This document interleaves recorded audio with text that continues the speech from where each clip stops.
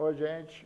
Estamos fazendo aqui um estudo da teoria do crime e nós já passamos pela conduta, mas nós vamos ficar retornando ao estudo da conduta porque é necessário. A conduta, eu disse já anteriormente, é o mais amplo estudo que nós temos a fazer acerca da teoria do crime.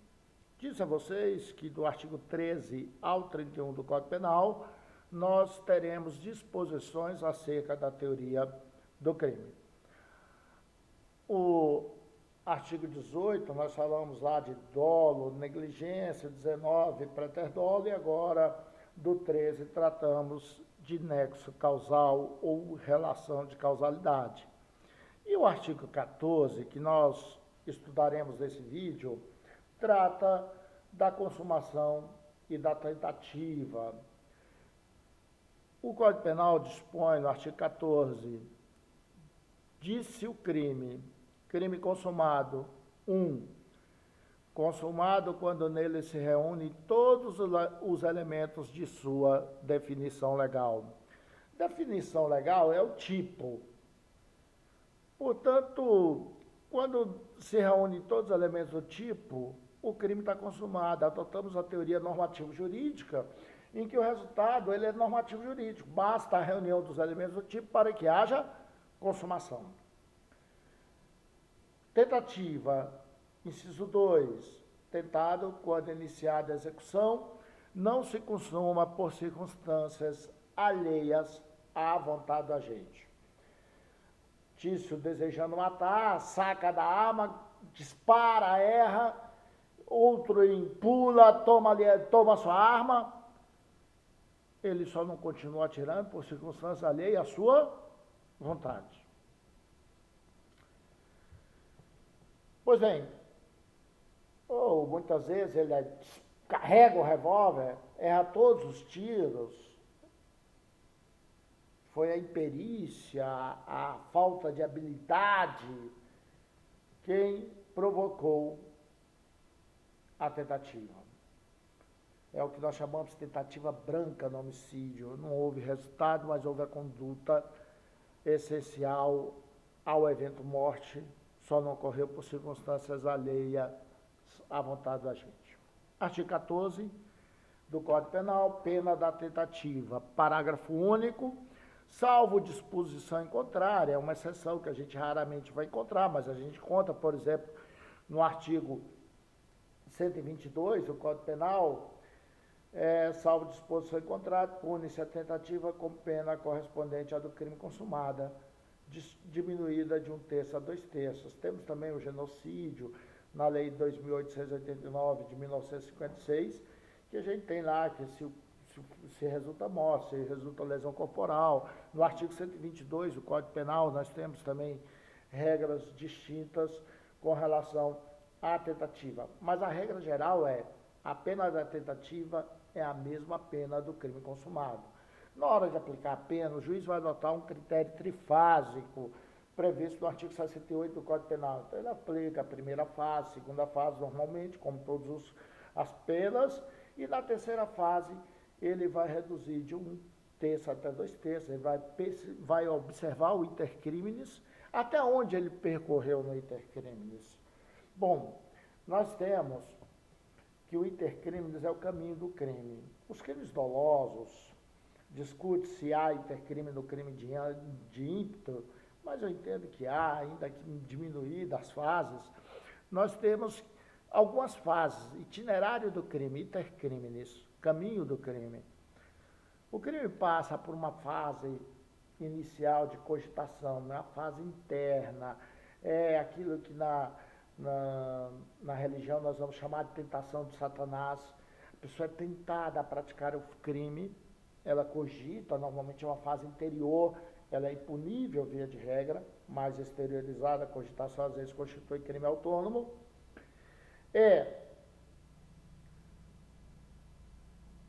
Depois ela passa a se preparar para o crime, a segunda fase do intercrimes é a preparação. A terceira fase é a execução, depois de tudo preparado. A preparação, via de regra, é impunível, mas ela pode constituir um crime autônomo, por exemplo, pode constituir um porte de arma, uma posse de arma, pode constituir um outro crime que seja autônomo. No tráfico de psicotrópico, a gente muitas vezes equipara as condutas preparatórias a simples posse de psicotrópico para o tráfico já é tráfico, então a gente tem que tomar muito cuidado. E nós temos que, iniciada a execução, aí o crime já é punível. Se ele não alcança o resultado por circunstância alheia, sua vontade, não consegue reunir todos os elementos do tipo, o crime é tentado. Mas se ele consegue chegar ao final, ele é consumado. A distinção, via de regra, está na pena, que é reduzida de 1/3 a 2/3 na tentativa. Teve um autor, eu não gosto desse autor, ele já morreu, não é bom ficar falando de quem morreu, mas ele teve um destaque, um Damásio Evangelista de Jesus, e ele disse que ele sempre foi contra o estudo de relação de causalidade, o que não é verdade. Nos livros dele, ele defendia o estudo de relação de causalidade, defendia o artigo 13 do Código Penal, e no final da década de 1990, ele começou a dizer o contrário, ele começou a se dizer defensor da imputação objetiva. Disse que sempre foi contrário à inserção de relação de causalidade na lei, porque a relação de causalidade se resume aos crimes comissivos e de resultado naturalístico. Eles são muito, o artigo 13 é muito restrito. O fato é que realmente o estudo de relação de causalidade, ele acaba nos levando a alguns complicadores. E tem realmente essa limitação, ele acaba ficando muito restrito, porque, volto a dizer, quem se omite, ele